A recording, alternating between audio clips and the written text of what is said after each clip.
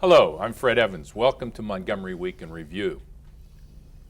Montgomery Housing Partnership, MHP, is celebrating its 25th anniversary this year and will add some new and significant programs. Robert Goldman, the Executive Director, will tell us all about them. Montgomery Community Media has a new president of the board, Jeffrey Slavin. He will report today about what's new and continuing here at the station. The League of Women Voters of Montgomery County raises money to support its activities, such as publishing the Voter's Guide by running elections for municipalities and condo associations. Linna Barnes, president of the League, will explain. Summer is rapidly approaching, and it's time for us to get in shape. Henry Hailstock has some suggestions. Good to see you. Thank you. Appreciate being here. Tell us about the MHP. Yeah, Montgomery Housing Partnership is a nonprofit organization that really is about providing quality, affordable housing for residents in Montgomery County. But we've actually taken a comprehensive approach in which we're actually combining three things: housing people, empowering the families that live at our properties, and then building strong neighborhoods around where affordable housing is located. We're very excited. This is actually our 25th year in existence, so we've just celebrated 25-year anniversary. And you have a new project that's being developed right now? Yeah, we're actually just finishing up a project called Only Springs. And it was on county-owned land. It was an old school site that was made surplus. And the county and MHP put actually probably one of the first projects that has workforce housing, affordable housing, and market rate housing all combined. So it's one of probably the first workforce housing projects that also has affordable and market rate housing. What's the definition of workforce housing? So, we always think about, the need for affordable housing, folks living, let's say, under 60% of the median. In this area, that's maybe people making under $60,000 for a family of four. But, more and more we're realizing that Montgomery County is really getting very expensive, and the next group of people need housing too. And so we call that workforce housing. It's probably a misnomer in that people in the affordable housing range are working too, but so we've taken it from 60% of median all the way to actually 120% of median, and we actually set aside a certain number of houses for each gradation through that. So it's really a wonderful project. It has single-family detached houses, it has townhouses, and a really wonderful mixed-income community. At first, there was questions within the community. There's always this question about NIMBYism, but this community, as much as they had concerns and were involved, engaged, in the end supported it, and were very helpful in that effort. So we're very excited. As you can imagine, the workforce housing and the affordable housing units got sold immediately, and now we're finishing up the last few houses on the market rate houses, and it's going to be a wonderful, wonderful community. Rob, how do you work with the Housing Opportunities Commission, which is the governmental agency in Montgomery County? So the Housing Opportunities Commission is sort of a semi-governmental, semi-private entity, and they do three things. They have housing vouchers for people who need rental assistance. They're the public housing authority, and they also develop housing like MHP. And so we've actually gone to them. They also actually have housing finance agency, and so we've actually gone to the Housing Opportunities Commission for some financing of our projects. In fact, they issue tax-exempt bonds for the county. One of the projects we're really working on now is taking, again, county-owned land. The county is about to open its new Silver Spring Library, and it's going to be a showcase library. And one of the great things that the county has decided to do is they set aside a portion of that land to do some affordable housing. Originally, the notion was actually do some housing above the library, but for various reasons, we decided to sort of split the parcel of land for housing and the library. And we're going to actually build a 149-unit senior building right in downtown Silver Springs. So and you have a website that will be posted. What is it? www.mhpartners.org. www.mhpartners.org. Yep. Okay. And if people need housing, they can go to that site. There's a list. If you want to get on our waiting list for the senior building, it's a really exciting thing. You have the Purple Line should have come. We'll have a stop right there by the library and our site. We have all the amenities of downtown Silver Spring, perfect for seniors who don't want to spend all this time driving, to have all these amenities, be able to take the Metro or the Purple Line, and be right in the heart of everything that's going on. You have a lot of community organizations that really fight for affordable housing, but as we know in Montgomery County, you have these big homes. You have some of the other homes that are, privately owned.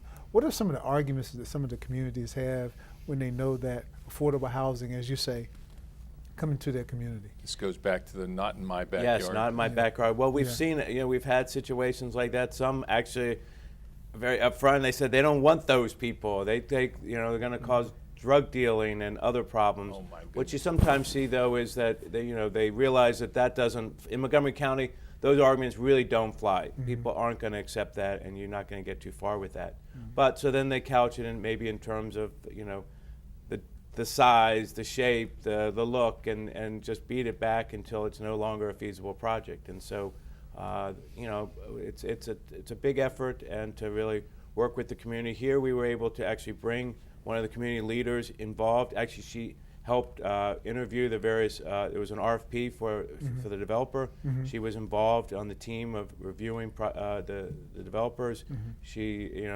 we engaged her throughout the process, let her know what was happening.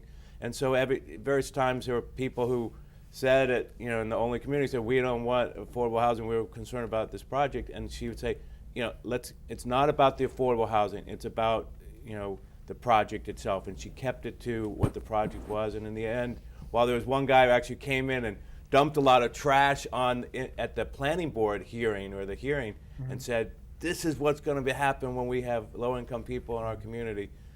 The most of the folks in the community were able to say, look, we want affordable housing, it's needed. We understand even like our own kids, when they go off to college and come back, Exactly. there's no Where are they place to gonna live in live? Montgomery Exactly. County. Okay. And we're it's a gonna beautiful community. I've been past there. Thank you very much. That was very informative. And don't forget the website that we announced there. It's a continuing issue in Montgomery County, obviously. Jeffrey, welcome. Tell us about your new role as president. Well, I'm very excited to be here today. And I've been on the show before, but today, I think it's the first time in my new role as president Excellent. of MCM. And there's a lot of exciting things happening. One is that MCM is the home of the Washington Spirit team. It's Montgomery County's only professional sports team. And that's soccer, correct? It's soccer, women's soccer. And you can get all the information about the show times and what have you on the website is really the key to find out what's going on. And what is that website? I think it's it'll be shown. mycommunitymedia.org, but I think it's going to be shown right for the viewers. The next thing I wanted to talk about was the exciting A Day in the Life of Montgomery, which just took place on Earth Day for I think the 4th year in a row, where residents all throughout the county submitted photos and videos of what's happening in a typical day in Montgomery County. And I hope all of you will go on to the website. Also, go onto your Facebook page. So you have to go on to the website. You'll be able to see what everybody posted. Yes, you get to see what the photos that were posted. And I hope next year all of you will send in your own photos and from your organizations and photophobic. If you're photophobic, you can call MCM and they'll help you. Okay. There's a lot. There's some great training. You can learn how to actually put on a show like this, how to be on a show. Mm-hmm. There's incredible. And the response was very positive to that. There were a lot of A Day in the Life. Yeah. The response, yes, it's increased every year. In fact, this year I believe it increased 38%. Wow. Oh wow. But this is the communication center for Montgomery County now. The original news is being produced. You can really find out what's going on. In fact, all of you can sign up. You can get a daily news digest delivered to your email address. And you don't even need to read the newspaper anymore. I want to explore that a little bit. I know way back when, I can't think how many years ago, they used to have a broadcast news section there, and it primarily covered Montgomery County, then it covered the state. I'm glad to see you coming back to that. Can you just elaborate a little more on this news section? Well, there are reporters are going out and covering stories, and then you can read about them on the website. I know you were saying earlier about you were the first to cover. MCM broke the story of Dr. Starr's departure. Yes, you understand now that the newspaper, the general circulation newspapers, the Post, and that's really the only one. The local TV stations. Our metro area is so big now, they can't really cover Montgomery County the way it needs to be covered. So now MCM is filling in that gap, and it's really, really exciting. That's great. I mean, in the future, the younger generations aren't even reading newspapers, and they're not really watching the local news. They're getting their news in all different ways. And having the website means you can really have up-to-the-minute news, I mean, I check the website a number of times a day to see what news has been broken. Yeah, and I hope all of you will. I know. Well, my husband, all his news now comes from Google News. Right. Did you see on Google News? I can go, no, I don't. I don't access that. There's something on your smartphone too called Flip Chart, and that you can go to. I mean, it used to be that, on shows like this, maybe you got them at 3 in the morning, and I remember my mom would flip the channel and say, "Oh, there, I saw you at 3 in the morning," but at real times during the day when or in the evening when people want to watch TV, and it's great that this has really developed into a full programming that people can use. Exactly. Well, a plug for this show. This is one of the best shows historically on the Must be on because MCM. of the moderators on the All show. the moderators, the producers, and everything else. But you can watch the show whenever you want, basically. We've got about a little less than a minute. Is there anything else that you'd like to say about your future Well, as the president? I think there's also a great opportunity for Rob, for his organization, for Linna and the League. There are ways to publicize what your organization is doing. And there are so many great nonprofit groups in the county that are really doing so many exciting things to help our residents at all different levels and geographic. Future plans, future scopes. What are you thinking about in the future? Just to really make sure. I think that this organization, this station, is really one of the most underused assets by county residents, and we just have to spread the word and make sure. Excellent. So thank you. Thank you. Thank you for that question. We'll be right back after these messages.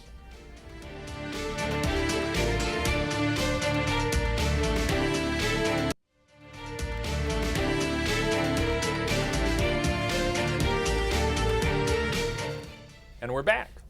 Linna, tell us about the League of Women Voters and all the wonderful things that organization. Well, what can I say? I mean, I could go on for hours about the League of Women Voters, but I'm here specifically today to talk about a way in which we raise money, because I think we really want to get the word out more that there's this service that the League does for pay, because this is how we support the good work we do in terms of publishing voters' guides, doing advocacy work, and a lot of other things. This is running elections for people. We run elections for municipalities, places like Somerset, who doesn't use us, but other small municipalities. But when you, sorry to interrupt, when you say you run the elections, that means the organizational structure of the elections, correct? Or Well, not the organizational structures. I mean, the community will say this is essentially how we want the election to run. Okay. Though they ask the League for advice, because we've done this a lot. And then there'll be a person in charge who'll go. We provide a ballot box. Don't you bring the machine sometimes? We do bring the machines when, If they want but it. if they want it. But that's more making an arrangement with the Board of Elections. Rockville, actually, interesting fact. Rockville City. Rockville City, in their election this fall, they're going to use the new voting machines to see how they're going to work. The ones, because the state of Maryland is going to have all new optical scan machines, which are going to be very different from the push buttons that we've been using. This will be you fill in a ballot just like you used to, and then you put it through an optical scan machine, which will read it, and then you deposit your ballot. So there'll be two ways of seeing how people voted. There'll be this electronic counting by what you've scanned, and then there'll also be the individual ballots that you can go back and do a recount if there seems to be something amiss. So it's a lot of people have asked for a paper trail, and this is Right. a way of doing it. How can people inquire of basically run my election. Yeah. They can just call the league. We have we have a volunteer who's in charge of assigning people, giving basic advice, and saying these are what our rates are. This is what we charge. I was going to say, every fall we do the Kentland, which is it's not a municipality, but it's a homeowners association. Right. We do their election if it's contested. If it's uncontested, they generally do it themselves, or we do it at a very Do you reduced also rate. do nonprofit groups elections if they have a membership? We have on occasion done nonprofits, but we generally come into nonprofit elections when there's some sort of dispute going on and you have sides fighting, and perhaps they've gone to court and the court has Wow. ordered a neutral party to come in and run the elections. Those are very difficult elections to run bet they because are. you have the warring sides trying to get advantage. Been there. Yeah, So exactly. so you have your annual meeting coming up? We do have our annual meeting. I hear, and I know, Jeffrey, you've said that you'll be coming to I'm a it. member of the this league. is in June. It's about a month away, June 10th. We'll have our annual meeting, a luncheon. How long has the league been in existence? I know. 95 years in July or March. I can't. The National League was founded in 95 years ago on Valentine's Day.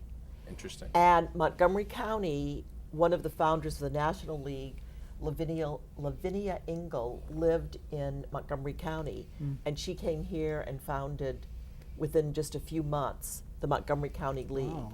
Even though Montgomery County was just this farm community, Yes, it was. certainly wasn't anything like it is today. But we are a very, I would say, robust league. We have lots of members. We do lots of things. I mean, as with many organizations around the country that depend on membership, we're struggling to get enough to have, keep a core group of members. The whole idea of bowling alone now, that people don't join organizations. Right.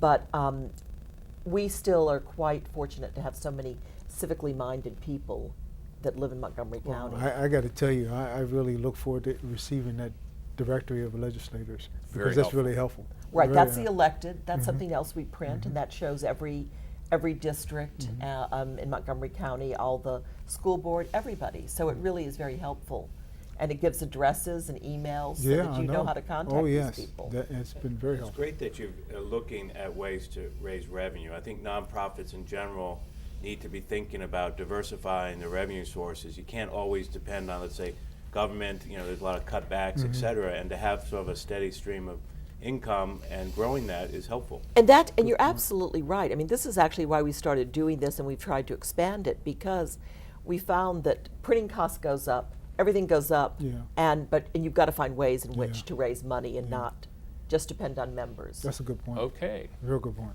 Thank you very much. That's You're welcome. very informative. Now, Now, let's get in shape.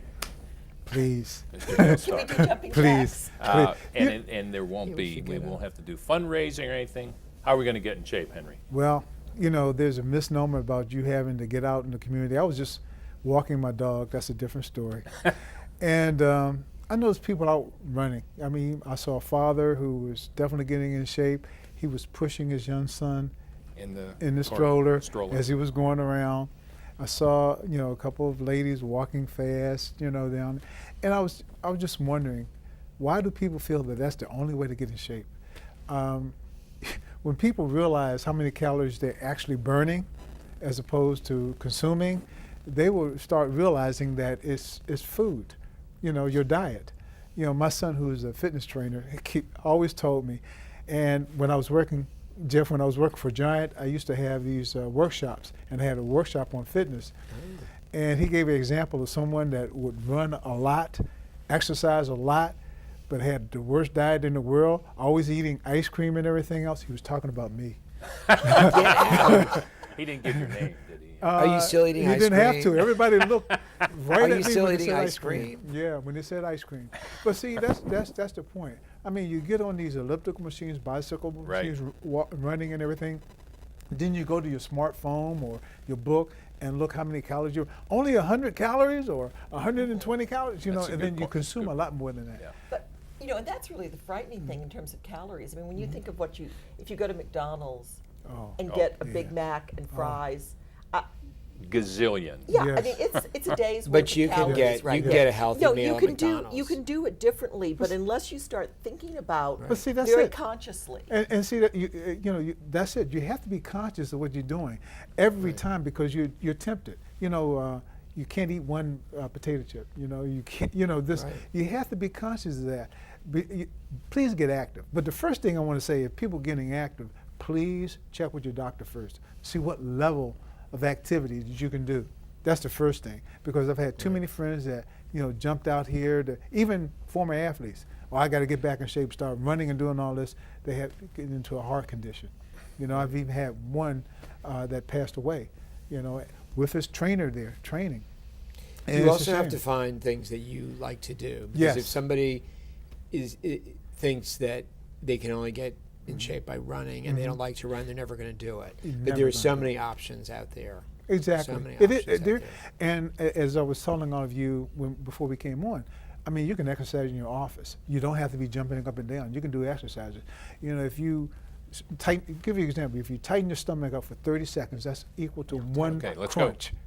See? That's we equal can to do it right here. Yes, while you we're can do it. talking. That's equal to one You can crunch. tell. You can tell Definitely. we're all Yeah. doing it. You know, online, there's all kinds of, Yes. and on the airplane, you can go online and find things, and you shouldn't just sit there, especially in a long no. flight for all those hours. No. You should get And up, my- you can do. My wife, what do they call Fitbits? Yes, I think Yes. it's Yeah. fit. Yeah. Yeah.